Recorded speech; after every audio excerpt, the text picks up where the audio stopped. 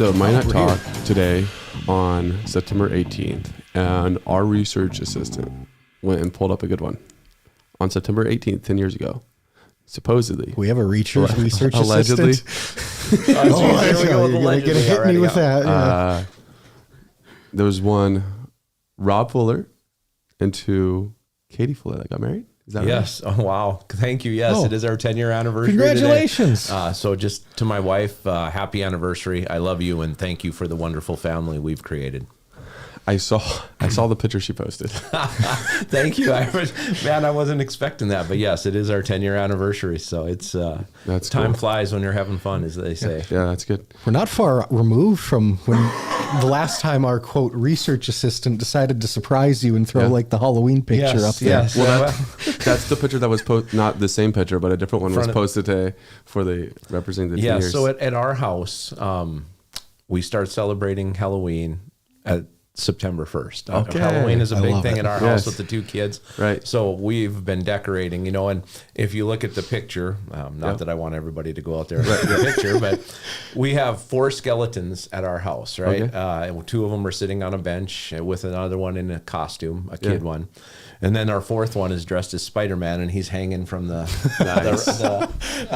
one of the dormers up there and everything. So anyway, I mean, we just have fun with it. The kids enjoy it, and so it looks pretty similar, but it's growing. My father-in-law likes to annually, all of a sudden, send us these big animatronic things to put up at your house for Halloween and stuff like that. So last year we get a big one. This year we get a big one. And I'm kind of like, oh man, this is not going good. 3-4 years from now, your yard's going to be full. Dude, I don't even know where I'm going to put it all. My front yard is not that big. We're going to be all driving by his yard. Right? To see what's going on. Your house is going to just be the center of gravity for all the kids. It'll be Scary Town, USA. They're going to think you're handing out like the king-size candy bars. Yeah.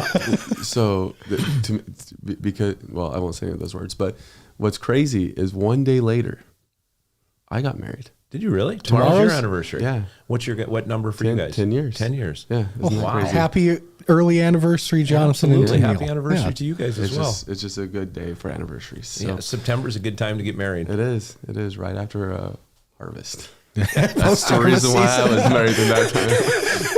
Marry a farm girl, you can't get married in August. Yeah, wait till harvest. Can't really get married in July. Very good after harvest. Yep. So, all right, that's not what we're talking about today, though. Although it was good that we drew attention to it. There was this marathon that you guys went on Monday. Very long city council meeting. Started at 5:30, got done about 12:20. I thought it was a little later, but I heard you guys do it, whatever. I mean, it was a 7-hour meeting one way or another. Give or take, regardless, y'all were there for well over 7 hours at that point. And as you have had a couple days to process it, just initial thoughts on, do you feel like this was a productive meeting? Did you guys accomplish some of the things you were looking to get accomplished? Yeah, I thought it was actually a really good meeting. There was a lot of great discussion that probably needed to be had about various topics. We got to hear, we got to hear from the community about what their thoughts and what they needed and wanted. And I felt like when we got done, even though it was a long meeting, we were all tired and you're trying to remember just how everything went. I thought it was a great meeting and we got a lot of good things accomplished, especially on the budget. Yeah. One thing that I mentioned on the podcast on Tuesday was compared to last year, and this is probably a personal problem more than anything because Skylar disagreed with me. But compared to last year, it feels like we're less, I'm going to use the word organized. It's probably the worst word for it. But as the budget comes to an end, we have one more budget meeting unless there's a special meeting called. And from my side, I'm like, dude, where are we even at on this budget? I know that you're in the trenches fighting for this budget and all that. How do you feel about that as we come up to one last meeting? I feel very good about it. And most people don't know this yet. And the numbers I'm going to probably say are a little bit off. So give me a little bit of a grace here. But when we started our budget process this year, so for 2025, the city of Minot levied $25.5 million in property tax. Now, Harold Stewart, as he left the city of Minot, proposed a budget to us that had for 2026 that would have increased the property tax levy to $29.5 million, $4 million roughly increase. And then with the president's letter, Alderman Janser or Mayor Janser and Alderwoman Elise Olson brought a $28.5 million budget, so about a $3.5 million property tax increase. And that's fine, but Mike, Scott, myself, we didn't want to levy more than we'd seen levied this year, right? I mean, we were able to help give a little bit of a property tax relief last year to the citizens of Minot, at least from the city's portion, right? There's 4 portions that make up everybody's bill, so we only have 25% of that roughly, as well, not as a percentage breakout. You're 25% of what levies the taxes. Yeah, because it's us, the school board, Park District, and Ward County. But we were able to give the people a pretty good discount last year, and so that was kind of our goal again this year, was to either leave it flat or get it down even lower. And the work we've done, I'm very proud of. As a whole council. I mean, granted, we're not always agreeing on everything, and people have different views and opinions, but we're doing the work for the city of Minot, and in my estimation, it's going the right way. It looks like this year, with the work we've done, we're going to levy somewhere between $20 and $21 million. Wow. That's another $4 million decrease. Now, granted, we took some of the money from sales tax and are putting it in the general fund to help alleviate some of that pressure. And Alderman Blessum brought his $2 million excess that we carried from 23 again this year, and we gave that back to the people. But it's going the right way. We're starting to say, hey, we have to prioritize things in this city. We can't just continuously spend. The people don't have the money. They are not an bottomless piggy bank for the council and the city to use. So I'm happy with where it's at. I'd like to, honestly, I think we're at the number I've kind of calculated out or heard was like 20.7 million. My goal ultimately is if we can find a few more cuts and get it to under $20 million. Go look back and tell me the last time the city of Minot levied under $20 million. Right, yeah. That would be great, but I don't know if we'll be able to get there. Right. Well, and then we've discussed it, and we don't need to hash out the merit of it, but everyone's going to get that $1,600 tax credit for their primary residence next year, too, on top of that. Absolutely. If you see a reduction in your property tax on your bill from the city of Minot, and I think the school board one is going to remain pretty flat because I don't know if they have any authority left to raise anything. Yeah. So you'd ultimately see maybe an increase from Park and Ward County if there is an increase from those two. And so the $1,600 should be a pretty good relief if everybody else is keeping their taxes fairly flat. Mm-hmm. See, one question, and I don't want to go too deep on this, okay? But I'm a competitive guy. Okay. And I don't agree with the 3% cap. I don't either. Okay. And so it feels kind of like a win for the state. I don't think it is. I think this is more than anything showing the state that we didn't need them to put a arbitrary cap on us, that if the council is actually doing the work of the people themselves, taxes will go down. We're not just going to continuously take money that we don't need to take. Yeah. So that's good. All right.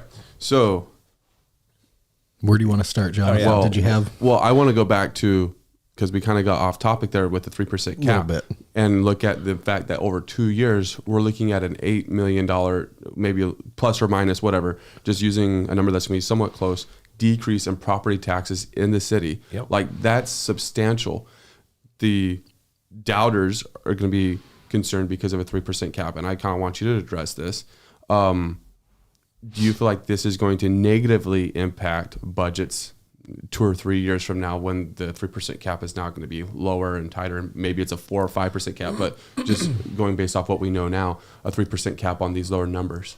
Well, if you're asking me to predict the future, right? Yeah, please.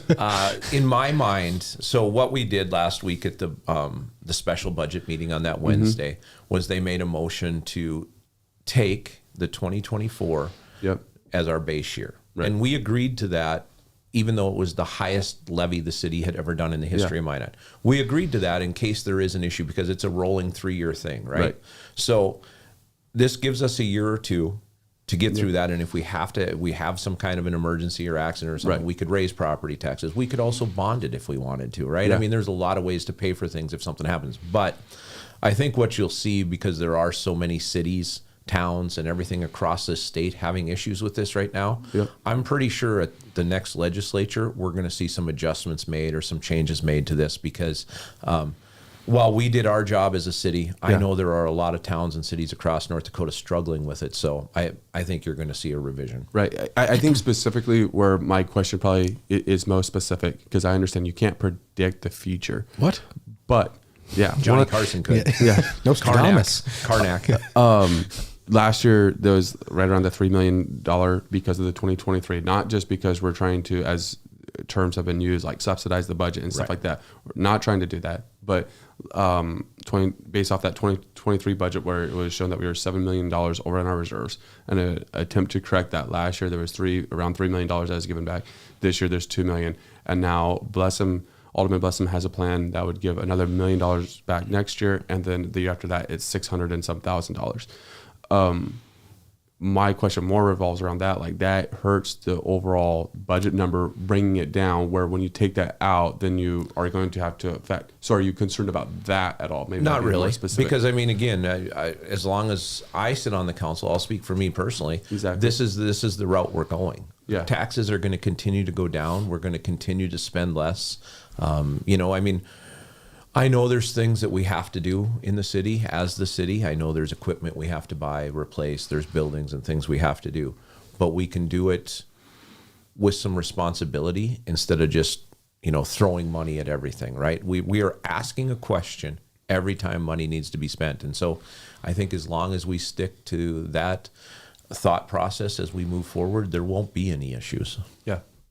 Absolutely. Mm-hmm. Okay, I've talked a lot. Do you have anything you want to interject? Otherwise, we'll Before go. We can just jump into the council meeting now. Let's go. Yeah, I'm ready for it. Let's rock. Lead the way.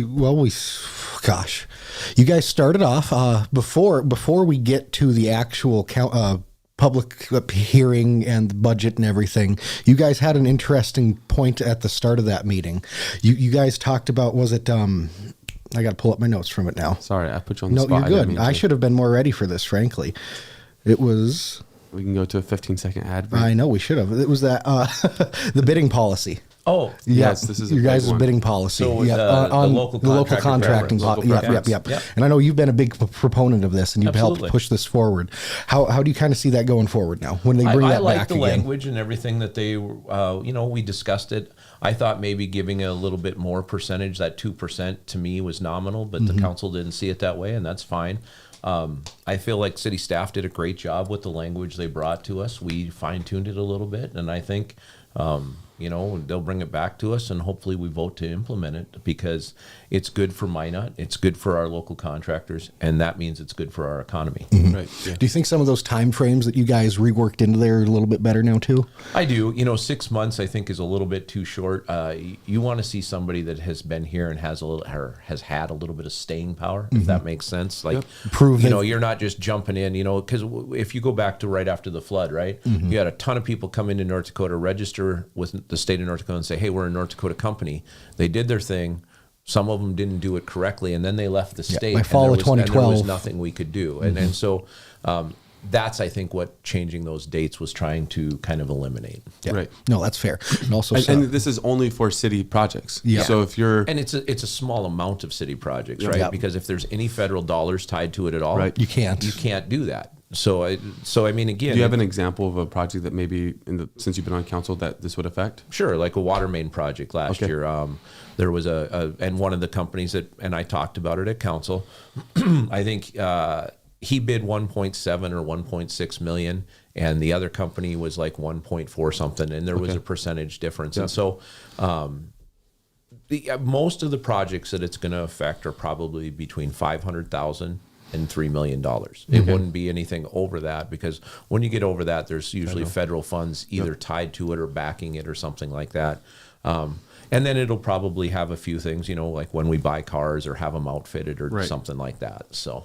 Yeah, makes sense. No, that's fair. I also, when we were doing that, recycling kept going in my mind. Okay. But I know that was at the end of the meeting. Yep. Because that was, go ahead. Yep. I'm just going to go to a couple comments while we were saying. Benefit to the 3% cap is requiring the political subs to really look deep at things and explain to the taxpayers what the cuts will impact. I think that's something that it's increasing the amount of transparency, and it's making the political subs go and the money that they're giving out, they're wanting to see what's going on with that money because they want to know if they can cut it or not. And so you need to prove that the value. So it's really making this whole string where there are some positive things that are coming from it. I agree with that.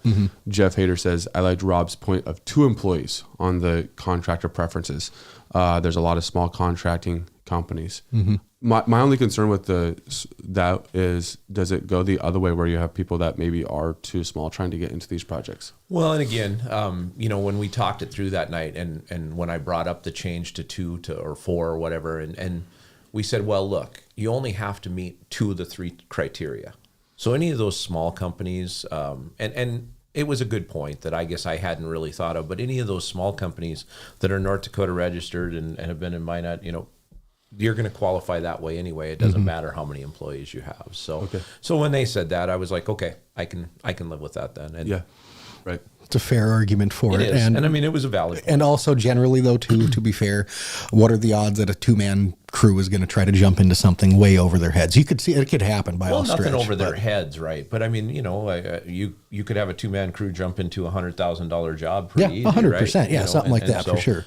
Yeah, but again, the first 2 bullet points, you only have to match or meet 2 of the 3 requirements. So it should be covered under those first 2. Generally, they'd be fine at that stage. Yeah, that's fair. Then that brings us to the public hearings. Yeah, that was a long one. So 45 minutes of it was, over 45 minutes of it was done by the Chamber EDC. And then the rest was, well, not the rest. There was others that were advocating, that were in leadership roles in the city that were advocating about economic development pennies. And then you had the rest that was just purely public input. Obviously, one of the longer ones, you mentioned that you guys are kind of tied as far as limiting. Not that you guys want to limit speech. That's not the point. That's a hot topic, not going there. But just going and limiting time, and that's something that you guys have never said. You can limit on the public appearances. Right. You can't limit on public hearings, right. I don't believe. So you guys are just kind of stuck where somebody can literally filibuster the city budget if they wanted to. I'm not saying that did happen. I'm just saying if they wanted to, they could. Which is just an incredible thought. Good thing we didn't know about that. Yeah, we might have actually showed up at like 11:30 on Tuesday night. That would be just the public appearances. We thought about showing up in our pajamas for the public appearances. But hey guys, how we doing? We're gonna get you guys here for 10 more minutes. Just wanted to come say hi, see how everything's going. Did I get a response from somebody? We had some people get up and talk 2-3 times. So do you have any just general big overarching takeaways from the public hearing aspect of it? Well, yeah, I mean, I thought it was good. We got a lot of people in there to talk. I was a little bit disappointed, and again, I appreciate the chamber. I appreciate the board members of the chamber. I appreciate everything the chamber does for the city of Minot. But the chamber had been assured that there was no way we were pulling their funding. There had been meetings over the last few months saying, hey, we're talking about doing some different things, but we're not trying to pull your funding. And we are not anticipating pulling your funding. I personally had a meeting with the head of the chamber and expressed that. Mike, bless him, I believe, had a meeting with some people over there too and expressed that. And so I had hoped that we would hear from more of the public. And one of the things that when I said it was disappointing, I'm glad the board members from the chamber came and spoke to us. Right. What was disappointing to me though is that there was people there, just general audience people that had come to talk to us that I watched get up and leave because the other parts were taking too long, right? They had other commitments or whatever they had to do. I don't know. And so, and the reason that's disappointing is because the chamber and their board members have access to us as council members at any time they want, right? At any point that you want to talk to us, you could reach out to us, call us, and we're going to talk to you, return that call, go meet with you, whatever it is. So a simple phone call from 1, 2, or all of the board members to be like, hey, are you guys talking about pulling our funding? Would have been apropos, I think, in this case. And we'd been like, no, it's not even a thing. Right. So I wish that, while again, I know they're part of the public and they are important and their points of view are important. We weren't talking about pulling the funding from the chamber at any point. So that was that was a little bit disappointing. But otherwise, I thought the public hearing was very good. I thought it was great that we got the turnout that we did. We got a lot of people to come in there and talk and express opinions and tell us what they wanted and what they thought. And that's what I hope to see in the future too. Yeah, absolutely. If I remember counting right, I think the number was 19 or 20 speakers you had at that public hearing, which is great to see. I wasn't counting. I was listening, but that's more people than we've probably had speak at a meeting in a long time. Yeah, for a fact. Yep. Well, yeah. One thing about the chamber, do you think, because there's like two aspects of what was going on. One was the chamber in their funding, and the second portion is where that funding comes from, whether it comes from property tax or sales tax monies. Do you think there was concern that it would be reallocated from being the funding coming from sales tax to property tax? Well, they kept talking about, and so when I had met with the chamber, I said, chances are we will just put it into the general fund and then pay you out of the general fund, right? Okay. Which, again, the general fund is a mingle of taxes. It's property tax and sales tax and everything else, and they divide them out. But once you put it in the general fund, it's just funds. Yep. You can use it for whatever you want. Right. So, I didn't think that was that big of a deal, right? And they were talking about sales tax, and it was kind of funny. They were saying how sales tax is a much more stable type of tax and everything else. And yet you have other council members that are arguing that sales tax is a much more unstable. Yeah. And so it's like, which argument are we supposed to believe? Right. I mean, I guess in my mind, I didn't understand why it was a big deal where it's funded from. As long as it's funded, what does it matter? Right. So that was the only thought that went through my mind. Right. Absolutely. Sure. Yeah, that's a whole different animal that we could probably tackle a different day. Yeah. But the funding source of the EDC and economic development in general. Right, yeah. How you should use funding sources. Yeah. So, all right, moving on. So then we got through the public hearing, and then we jumped into VERF. The budget, which got kicked off with the VERF. Okay. So the VERF. All right, we misspoke on what day of the week was it? Tuesday. Monday or Tuesday. We said that the VERF twice. was funded in it. I said it, but it was just the vehicle replacements are funded, not the full VERF. What is the the not support for the VERF? Explain some of that. Okay. Well, in my mind, for me, setting aside $2.3 million or more a year to replace vehicles is a savings account, right? And I understand that, and I get it. That's what a lot of people do. But in certain instances, I think it will facilitate buying vehicles sooner. Right. It will facilitate replacing vehicles. And if we were flush with money and we had it coming out both ends, I wouldn't care. But that isn't the case in the city of Minot. We are very tied up, very hampered by some of the big projects that we have going on. And so all of our sales tax dollars and all of our property tax dollars are very important. So again, it becomes about priorities. Do we need to replace vehicles? Absolutely. And when at the special meeting, when I asked them to cut the VERF, we literally said, we know there's vehicles you need to replace. You're going to have to bring those to us so we can pay for them, right? Because we will replace them. But as you saw last night, property tax funds. So we gave them the authority to spend. I think it was $1,240,000 the other night, which is about the same amount that would have been funded through the VERF. But instead of taking more tax to do it, we just paid it out of the general fund. Yeah, right. Okay. That's what reserves are for. We have a lot of excess reserves, and I'm not saying we need to spend them all. Not advocating for that at all. But that's what the reserves are for. This is an instance where we're able to do something like that. And I think, is the VERF something we should look at in the future? Absolutely. But there's some questions I have too. Like one of the things on there, I believe, was a 629 dozer, a cat bulldozer. And so after the meeting, it was a very expensive piece of equipment. I went home and started doing some research because I don't know anything about equipment. And I started talking to some people the next day. And a cat bulldozer, a 629, can be rebuilt 3 times by Caterpillar for about half of the price or less of buying a new one. Right. Now, how many times have we rebuilt our cat? Yeah. And the same thing with John Deere, like the John Deere blades, the scrapers and everything, those can be rebuilt. So I think there's ways, and again, I'm not saying we haven't rebuilt them. I'm not saying our mechanics haven't done their job. Our mechanics have done a wonderful job with these with these pieces of equipment. I'm just saying there may be other ways to extend the life of these, so we don't have to replace them as soon as we think we do. So you'd rather see, at least in the short or the interim term, just having the department heads, whoever it might be, come before council, request them from you guys, and you guys pay it out of the reserves. We say, hey, look, you know what? We need this, this, and this. Okay, well, you know what? Can you make it by with one of those? We'll fund the other two. Can you make it by with one of them? Because again, right now we have to make certain things priorities and certain things are not priorities. We know they need new vehicles, but can you stretch one for another year or 2 years or whatever it is, and just get us a little bit more time. Because again, things aren't getting easier for us. They're getting tighter. You heard Dave the other night talk about NAWS. And, we have a number of years left to pay on NAWS. Yeah. I mean, he said we can't even determine how much longer because they aren't even completely done with everything yet, right? So, crazy.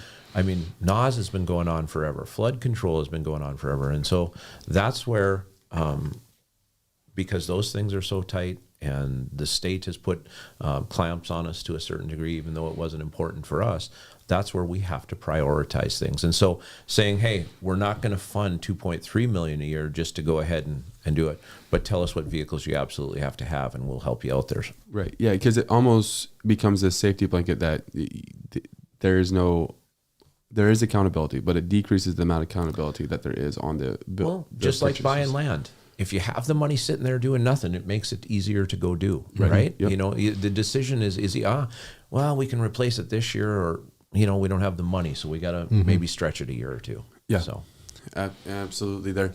And get a bomb truck too. That's pretty exciting. The bomb truck has been all the talk. There was a lot of conversation on that one too. The bomb truck has been all the talk, and again, if the police department needs and wants that, I'm not opposed to it.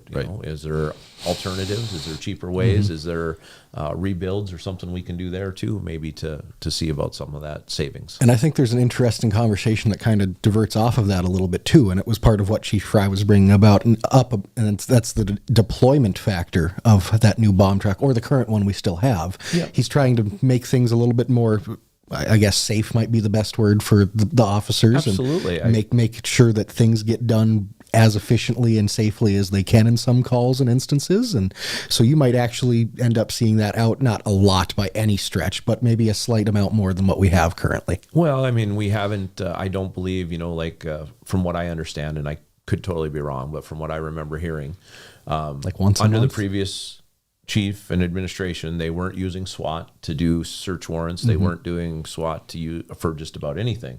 And so I think Chief Fry has a good, valid point. Those guys are the guys that should be serving warrants at drug houses and stuff like that, not guys in civilian clothes and wearing a bulletproof vest or something. I mean, there's a difference there. Yeah. So I know people don't agree with it. Some people do agree with it. Yeah. I believe, in this process right now where we're at, we're rebuilding our department and doing those things, we have to be supportive of them. Right. Sometimes that means doing things, even if we don't agree with it, that need to be done. Yeah.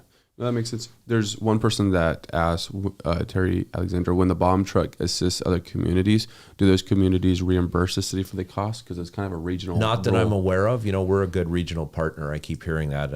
I hope you understand that as well. We're a good regional partner. Yeah. Across many across aspects. All facets. Yes. Across all facets. Love it. Okay, we're going to go to a quick break. We'll be back in a minute. Perfect. 15, if I can. Enjoy Minot's finest authentic Mexican cuisine with a view at Mi Mexico. The rooftop patio is open and ready for you to enjoy a margarita or other cool refreshment along with genuine mouth-watering Mexican entrees. Mi Mexico, South Broadway. In the demanding world of oil and gas, precision, safety, and efficiency are non-negotiable. Unmanned operator drone services revolutionizes how you monitor, inspect, and manage your operations. With cutting-edge technology and expert operators, we deliver real-time data, detailed reports, and actionable insights for our valuable clients. Why risk the safety of your team or waste precious time? Our drones access even the most challenging areas with ease, reducing downtime and enhancing safety across your sites. We take the guesswork out of your projects by offering LiDAR, mapping, and inspection services so that your projects stay safe, on budget, and on time. Unmanned operator drone services, where where technology meets safety, precision, and efficiency. Contact us today to elevate your operations. Yes, pun intended. All right, we're back. Welcome back, everybody. It's 9:30 a.m. on a Thursday afternoon. Minot Talk. Yeah. We're morning. back. Thursday, yeah, whatever it is. Bro, I'm sick. Sorry. Give me some break. I'm here. trying to be transparent. I didn't want anybody to think it was the middle of the afafternoon when we were filming. It's a rerun right now. It is. We are live. We promise. It is Thursday morning. Hence the confusion. So we're gonna jump into some positions, but it's a good point that's being pointed out here by Deanne. She states, "I'm really tired of being the regional partner at my expense. So at the Minot City taxpayers' expense. Why should we subsidize their budgets at the expense of ours?" It's a great question. I would encourage her to go ask her state representatives that, because they're, the state is the one that said, hey, we're giving you the funding to do this stuff, at least in the flood control aspect. Mm-hmm. So you have to help the regional partners. You have to replace this bridge and do this and do that. Right. I don't have the answers to those questions. I wish I did, but I don't agree with it either. I mean, I know those communities bring something to our community, right? But as I said in the meeting two meetings ago, a $23 million bridge in Velva, North Dakota, that we're replacing. Sorry, that's my phone. You're good. Buzzing over there. A $23 million bridge in Velva, North Dakota that we're replacing means that the Velva citizens would have to spend $2.3 billion on taxable items in the city of Minot. How feasible is that? Yeah. It's not. And so again, I think to her point, it's nice that we can do these things, but man, the fact that we have to keep doing it over and over and over is getting old. Right. It really is. So you mentioned about the bomb truck. Yes. You can almost, because there's two different threads there. There's the flood, and that's a whole different deal of its own. But then there's this thing as a bomb truck, and that's something where, there's an emergency. How are you not going to respond? Right. Well, I mean, I would think if we have it, let's go use it. Right. Right. But then it's like a gray line. If there's such thing as gray lines, it's one of those, because there should be some kind of compensation for this, though. Right. Once we go, if we're going and helping Kenmare or Velva or Rugby or whoever it is, absolutely. I would think, for our officers' time, effort, for the equipment use, there should be some type of compensation. Right. But it's hard to do that. It is hard when to you're do a that. good regional partner. Yeah. All right. We're the metro hub of North Central North Dakota. Central, yeah. It's crazy. North Central North Dakota. All right. Moving on to, there were several positions. I'll back that off. There was a couple positions that were put into this year's budget, and I believe you guys, going through Kyler's notes here. So they get worse as the meeting goes on. So we have an analytics position for the police, and then a lieutenant position as well. Lieutenant for the police. And then I believe there's another position that was outside of that. Although you guys did not approve the one for city manager, there was one that was the assistant. The assistant, the assistant city manager position, and the heavy equipment operator for public that's works. right. So there's some that went through. Then there was some interesting conversation with those first two positions too, because originally I believe it was Alderman Blessum motion to not accept them. Then Chief Fry had a chance to come up and kind of discuss a little bit about why he wanted those positions and thought they were necessary, and then ended up getting those approved in the end. Yeah. And that's how the process works, right? Like, we think, well, maybe this is because it was recommended that it should be cut. Sure. Right? That came from Harold's budget. It was recommended that should be cut, and it was recommended that the analyst position should be cut. And so, we had a conversation about it. We listened. We understood where Chief was coming from. And so then ultimately we voted to leave them in there. And that's how government works. That's how the process is supposed to work. You sit down as a group, you talk about it, and then you figure it out. Yeah, you see it play out in real time right there. That was fun. Yeah. Again, when we went in that night, I didn't know that we needed those positions. After listening to Chief Fry talk, if he needs those positions, then we will fund those positions. Plus, coming in as the new chief at this point, I feel like he doesn't need it, but it's good to give him the benefit of the doubt to a degree with that. He's trying to change the culture and put his I don't want to call it spin, but his way of life, his stamp police on it, department down there, right? Philosophy. And so let's give him the tools he needs to do that. Right. Yeah. So For sure, you want him to be able to, this is a terrible way of looking at it probably, but for better or for worse, you want him to feel like we supported you, and so all of the city, I believe that most or all of the city hopes that he is successful in his role, and that the police department goes, and they already have turned a corner, and that they continue to turn this corner, and we don't hear about any problems with the police department for the next 50 years or whatever, because life happens and something else is going to come up, right? But for a generation, the police department's good, right? That's what you hope, and the city council is trying to support that, especially here in that pivotal moment. That's what it kind of feels like. It is. I mean, and here's the thing. I'll tell you a private conversation. So we had one of our bathroom breaks after Chief had talked, and I came back from the restroom, and I went over and I talked to him, and I shook his hand, and yes, before anybody asked, I had washed my hands. Thank you. I shook his hand, and he goes, "You hate me, don't you?" Because he just asked us for all that money, and I said, "No, Chief, I don't." I said, I love you, and I appreciate what you're doing." I said, "But just remember, when I tell you no on the garage, you got your employees instead of your garage." And it was a fun exchange, right? Exactly. And it's lighthearted, yeah. Well, I mean, but that's what this is about. It's for the betterment in the city, and if Chief knows that there's things he needs, then I will trust him. We hear from everybody else all the time. Oh, you got to trust our professionals, our department heads. You got to trust them. I'm doing that, and I'm giving him a little bit more money. But then I also let him know that he has to trust me when I tell him no in the future, right? I mean, that's how this back process and forth, works. yeah. And that's how it's supposed to work. So Well, there's nobody.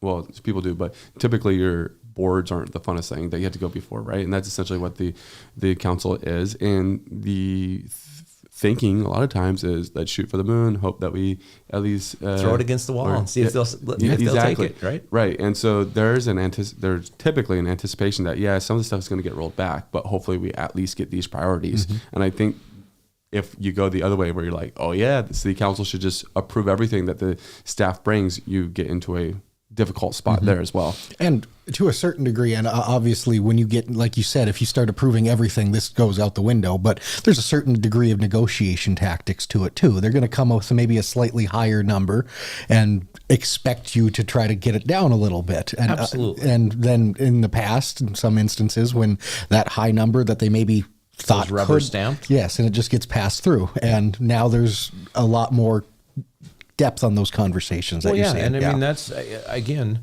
and I will say this, that's what our role is, right? We do two things up there. We listen to the public, and we set policy based on what the public says, and we make sure that we're spending the tax dollars responsibly. Right. And that's our job up there. And I think we've accomplished that in what we've done on this budget so far, and with the meeting on Monday night for sure. For sure.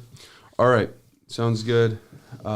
Anything else that you guys want to mention from we kind of hammered out a lot of the other things just in passing, but anything else from the budget side that you guys want to hammer out? I think I'm pretty set. Rob, you have Anything any you wanna final add? takeaways from the budget or the city council meeting in general? No, I mean, again, it was a long one. I got to go try and do my recap of it online. I might just go watch the podcast. Yeah. So this is your recap. Yeah. So one thing though, because there was a meeting that was held last week too. Okay. Yeah, the special budget meeting. Yeah. This one we've confirmed it wasn't on the budget calendar. There was action that was taken that had effect on Monday's meeting. And the agenda was out the Friday before the meeting, so there was time for people to be notified and aware of the meeting. There was nothing underhanded about the meeting. But I just want to kind of get your feedback a little bit on that. How'd that come about? You're a part of it. You guys made action. From what I remember, so after not this past city council meeting, but the meeting before that, right, the regular scheduled one, where there was talk about, do we need a special meeting or whatever? Okay. And I think we all agreed that it would probably be helpful. And so I just remember getting emails asking, what dates work? Does this date and time, blah, blah, blah. And we set it. And then the meeting happened. And I guess I didn't know that it hadn't been put out there that a special meeting was being held or called or whatever. So I wasn't aware that we didn't inform the press or the citizens. Or And it was in the agenda was out and everything. Right, I So knew there's that. But Right, like, yeah. I So there think was your point opportunity. was it wasn't on the main calendar though that we originally put out. Right. So every year, to give feedback on it, every year early on in the right away on the budget Like cycle, March, there's April a time budget frame. calendar that is approved, and so there is a chance that things will change outside of it. It felt like it was an important meeting, and there was a lot of time spent on the budget. It was supposed to be an hour and a half meeting, and it ended up being about 3.5 hours. So it was an important meeting, and it was a pretty big meeting. We took a lot of action that day. We removed the VERF. I talked to them about their consultants and everything. We're waiting to hear back on that. Mike took some action. So there was a lot of things that happened. Set in motion stuff with the recycling program. Yeah. Which what we were going to talk about. About removing the You mandate. saw a lot of things that directly came from that initial meeting that played out on this past Tuesday. Yeah. Yeah. But one thing I guess I would argue on there's a reason it's called special meeting. Right. Yeah. Like it isn't planned, It is. right? Yeah. It just Right. pops up and it Right. needed to be. It And needed to be. There So needs that's to be that room. Yeah. Yeah. No, Completely that's so. for sure. Yeah. Okay. So get to the budget hearing. Get to the budget 7.4, action item 7.4 on the agenda. 5 hours later. And there's some still important stuff to be taken care of. Yes. One of them, there was lots of things still on there. yeah, one of them was the 3 city finalists, getting those approved. So we had those set as current assistant city manager and interim city manager, I guess. Tom Joyce, current finance director, David Lakefield, and a gentleman out of Texas, David Keys. He had some city experience, and then he has some private sector. Currently, he works in the private sector. Just completely different process that's taken place this time compared to past. This is something that the HR department has done. No outside firm was hired to get these candidates pulled together, anything like that. Now that we're here, do you feel like there has been a good job that's done? Do you feel like we have strong candidates for this position? Where do you feel like that we Kelly sit? Beck and her crew, our HR director, have knocked this out of the park. We didn't have to spend $20,000 to $40,000 to hire a recruiting firm.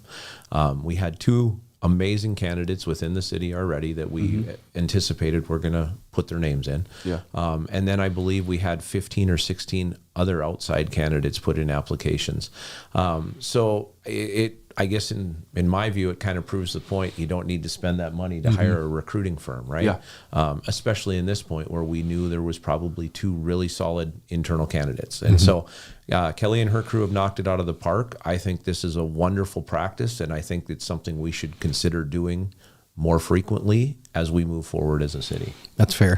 I know nothing was decided on Tuesday, but do you know a rough time frame for when those interviews are going September to take? 30th. Yeah. They released that. They did. They released there that we last go. night. There we go. Jonathan's got it September on me. 30th. Yeah. I love it. There's no date or there's no time yet. But the 30th. There's also That's the meet and greet you're talking about, right? with interviews. I think there's the interviews too. are before, and then the meet and Something greet like that. is Yeah. after, kind of like with the police chief finalists. So it'll be Tuesday, September 30th then. Yeah. Yep. That Is afternoon, that evening. a Tuesday? Okay. It is a Tuesday. There's a open house going on at my church too. Nice. So, You're gonna So be- you won't be there, is what you're trying to tell us. yeah. Well, it's epic because what we were trying to do is invite a lot of the people from the city that played a role. In, like inspectors, other people like that played a role in it. And they're then- all like, nope, can't make it. Not and now. we checked calendars like that's an open date, so we should be good. And then I Whoops. told my pastor, my dad last night, I'm like, yep, that got scheduled on that day, so that might mess that up. Nice. So, good times. Anyways, moving on. So had those 3 finalists. We'll have the bio. To some degree, out on them all. We'll have a little write-up on it, kind of similar to what we did with the Chiefs. Yeah. The Chiefs situation back in April, May, when that was. We'll have that out here soon. And then there was another deal with the recycling program. Yeah. That was kind of a big deal as well. This is something that did get put in place in April. It's no longer going to be mandated that you have the recycling program. Thoughts on that? Well, I think in my mind that was a good step, and we did have a number of people reach out to us, and then I responded to most of them, or if I was copied on there and somebody else responded to them, I let them respond. But here's the thing: having a choice in this world is what it's all about, right? Mandating, and like I had said at the meeting the other night, I got online and looked at Fargo, Grand Forks, and Bismarck. None of those cities mandate their recycling programs. It's optional. You can be a part of it or you don't have to be a part of it. And that's all I think we were trying to change here, just to give everybody a choice. There's one thing about it that I really don't agree with, and that's if I have recycling at my house and I turn around and I sell my house, and the person who buys my house is opted into recycling without a choice. That doesn't make any sense to me. And so, again, I'm sure there will be a number of people that opt out, even though I voted for people to have that choice. My wife and I talked about it. We're not going to opt out. We're going to continue to do it. She likes to do it. So, okay. So starting next, I think it's April, right? Yep. People are going to have the option. They have to contact the city to opt out. Between Is that how now and next April, okay, you can let the city know I'm going to be a part of this or I'm not. I mean, if you want to opt out, that would be the only reason to contact the city. And then in April, they will start collecting the cans from everybody that opted out. Perfect. So it's easy enough. That's a simple enough process. And for the first year, they're not going to even adjust the pricing. They're going to leave it at $260, I believe, is what Jason said. It's kind of see where the opt-outs fall and where everything lies. If we get a ton opting out. But I mean, as you guys saw from Jason's sheet, you can lose half of the people in the program, and it still doesn't even raise your cost $1 to recycle. So if recycling is important to you at $2.60, is it less important to you at $3.50? Like, I mean, that would be my question, right? Worst case scenario, it's not even going to go up to $4. No, never. From what Jason said, as they get a little bit more money for the commodities that we're shipping over there for recycling, it's helping alleviate us having to raise those prices. Sure. I see. So very good. Very good. I my one comment on it just on the side. Okay. I remember sitting there at like 12:10 at night and being like, why? Why are we talking about this? You guys couldn't table this one till the next one. Well, it got completed and I get it, but I get that. Somebody else asked me that. They're like, "Why didn't you table everything else?" Because that isn't how the job works. The job is to go in there and do the work, and you do it as long as it takes. Yeah. So right. Yeah. We were all tired. We were all ready to be done. You could tell that there was a little bit of fatigue setting in with a little bit of the greatest example was the number for the vehicle replacement, where we spent like 10 minutes with 3 different numbers. Trying to confirm. If it was everyone was sharp, it would have been taken care of in like 2 minutes. Yeah. And again, that's part of the game. With that whole thing, that was enterprise funds vehicles versus general funds vehicles. And so there was 3 lists, right? There was Jason's list and Brian's list, the needs list, and then the wants lists. And, they just hadn't had a chance to basically suss them out between them. Right. And so they were going to do that and then come back to us with it. Yep. Makes sense. Okay. I think that pretty much. I think that's city council at this point. That wraps up Tuesday. We got it done in 45 minutes. That was pretty decent. Yeah, not bad. Better than our. I mean, again, there was a lot of things that were on that agenda, and we knew the public hearing, and that budget discussion stuff was going to take a while. I mean, we understood that. Expected. I don't know if any of us anticipated 7 hours, but again, it's the job, right? That's what we signed up to do, and that's what we're going to do. Okay, for once I predicted a city council time and didn't jinx it the opposite way. I don't think that was hard, Tyler. You said 7 hours? I said 5, I think, was my prediction on that one. That's pretty impressive. So I'll take it. I thought we'd get to 4, and I was like, oh. And when we blew right by 4, I was like, we're not even close. Well, this is going to be a while. So, last deal, and you can comment as deep or as low as you want on this. Because we have to at least discuss this one a little bit here from the last couple days. Yeah, Ward County Police or Ward County Sheriff's Department losing 4 officers to the Minot PD is what is being said by the sheriff over at the. None of that's verified as far as they haven't been left yet, but that is the understanding that the Ward County Sheriff has. Is this something where you feel like some are concerned that there's poaching that's going on between the 2 departments, which would be intense and crazy for small town North Dakota having to. And it's not like it's an unseen thing to see county sheriffs go to local departments or vice versa. Let's be clear. But go ahead. When the police department was in disarray, there was officers that were leaving the Minot PD. that was and they were going to the Ward County Sheriff's Department. Exactly. So it's not out of this world. It's just crazy that there's 4 at one time, 3 more on the fence. That's a huge blow to the Sheriff's Department. And it's just the timing of everything. It's the timing of everything. Yeah. So I understand that you're not in the day-to-day ops on this. Any concerns that you have, any comments that you have on that? Obviously, I've heard the rumors. I reached out to find out if there was any credibility to it, for at least from the city side. To the poaching side. Correct. And I was told there's not. And I think what I'll say to it is, if you look at both the city and the county, I mean, we're in the same unit, or in the same city, right? We're doing the same thing. We're overlapping to a certain degree. We're all based out of Minot. Yeah, they talk, they know each other. And, you know, when we were having trouble at our department, we had officers exit and take less money to go over to Ward County because they were tired of what was going on there. And now you have, I think, something similar possibly happening at Ward County. I don't know. I'm not in it or anything like that.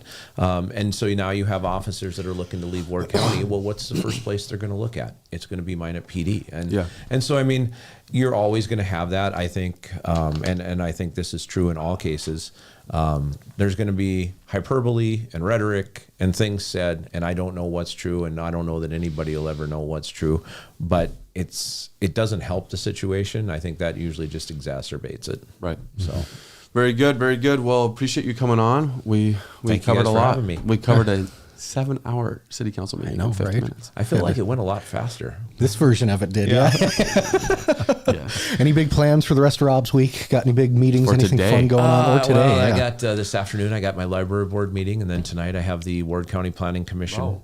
It's your anniversary. Like, right. Where's the dinner? Where's the dinner? There's not dinner tonight. We made the plan. We're going to do it this weekend. We got some Cub Scout stuff this weekend too, and everything like that. Oh, heck yeah. You know, I think everybody can probably, at some point in your life, after you have kids, your anniversaries and birthdays and everything like that are secondary to all of the things that they need and want. And you know, my wife and I love each other very much, and so we can wait till Sunday morning to go have breakfast or lunch or go whatever. have anniversary brunch kind of thing. Absolutely. That'll work great. Very good. Well, appreciate you coming on. We're going to continue discussions with more people. Tuesday, 9 a.m., tune into Minot Talk. We have some one-on-one, most likely, maybe one-on-two, but they're just recorded. They're not live interviews that will be coming out soon with different key people in budget processes and other things. So stay tuned for those as well. A lot of content coming in the next 2 weeks. So It's going to be exciting. thank you for watching today's episode. Be sure to like and subscribe. Appreciate everyone's support of the Dakotan. Thank you, and have a good rest of your day.